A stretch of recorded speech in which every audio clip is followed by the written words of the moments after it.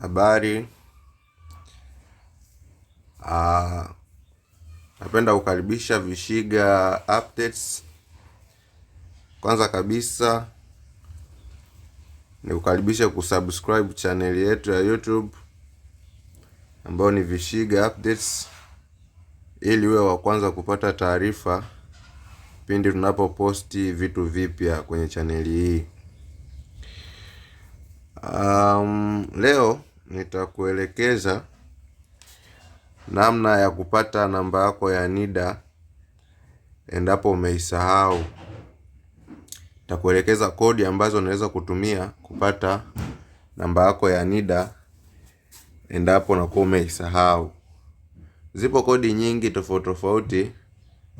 Kama muda utaruhusu tunaweza tukaelekezana zote, lakini kama muda pia utakuwa sio rafiki, tunaweza tukaelekezana chache au moja, alafu baada tutakuja tena kipindi kinachofuata kuelekeza kodi nyingine. Kwanza kabisa, kitu ambacho unaweza kufanya ili uweze kupata namba yako ya NIDA ambayo umeisahau, unatumia simu yako, simu yoyote, au inaweza ikawa smartphone au ikawa ni simu ya button. Simu yoyote unaweza kutumia. Kwa hiyo utakachokifanya, utaenda kwenye faili la message au uwanja wa message kwenye simu ndogo. Unaenda pale, alafu utafanya kama unaandika message mpya. Alafu kwenye recipient, sehemu ambayo ya mtu unayemtumia message, utaandika kodi hizi. Yaani badala ya namba ya kawaida unaandika kodi hizi hapa. Plus, kwa maana ya jumlisha, 152 alafu 74. Hiyo ni kodi ya kwanza ambayo unaweza kuitumia kupata namba yako ya NIDA endapo umeisahau. Plus 152 74 kama hivyo. Alafu hatua inayofuata unaandika majina yako. Kwa mfano yale majina ambayo umeyatumia kwenye NIDA yanayosoma kwenye namba yako ya NIDA au kitambulisho chako cha NIDA. Kwa mfano labda inasoma Gladness Materu Yunus. Mfano. Kwa hiyo utakachokifanya, unaandika jina la kwanza ambalo ni Gladness, unaweka nyota. Usiache nafasi, unaweka nyota. Alafu lile la katikati Materu usiliandike, unaandika la mwisho ambalo ni Yunus kama hivyo. Unaweka tena nyota. Kisha unaandika zile tarehe, mwezi na mwaka wako wa kuzaliwa, pasipo kuacha nafasi pia. Kwa utaandika kwa mfano umezaliwa labda tarehe 19 mwezi wa 12 mwaka 1900 labda hivyo 97. Unaweka tena nyota. Ukishaweka nyota, unakuja kuandika majina ya mama ambao ulijaza kwenye fomu kipindi unafuatilia hiyo NIDA yako. Kwa hiyo utaandika jina la kwanza, kwa mfano mama labda naitwa Dorcas Uranus Mpinga. Ile la katikati la katikati Uranus usiliandike, unaandika lile la mwisho, la kwanza na la mwisho, kwa maana ya kwamba kwa mfano ni Dorcas, utaandika Dorcas bila kuacha nafasi, unaweka nyota. Alafu unakuja kuweka Uranus.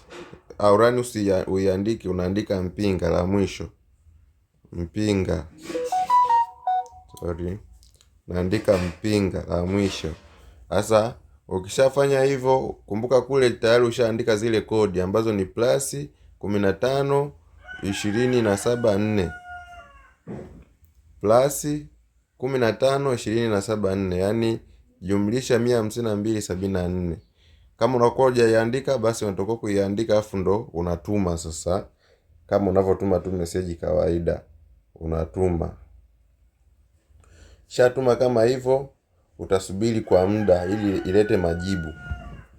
Unatulia tu unasikilizia wakati mchakato unaendelea ili uletewe taarifa.